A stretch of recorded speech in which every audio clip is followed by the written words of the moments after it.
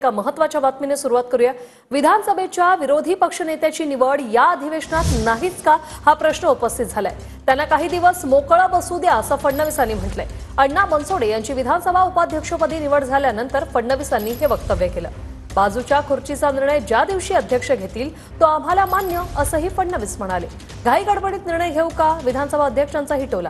तर विरोधी पक्ष समाधानी झाला तर कधीच प्रगती करू शकत नाही असंही फडणवीसांनी म्हटलं। तुम्ही असमाधानीच राहाल फडणवीसांनी विरोधकांना त्यानंतर हा खोचक टोला लगावलाय।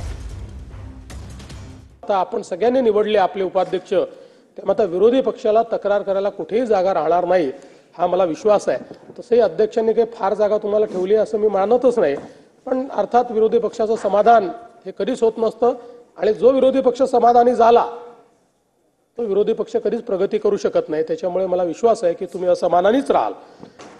अध्यक्ष महोदय, खरं म्हणजे प्रथेला धरून पूर्ण चर्चा होतपर्यंत मी थांबलं पाहिजे, पण वरच्या सभागृहात माझं काही कामकाज आहे।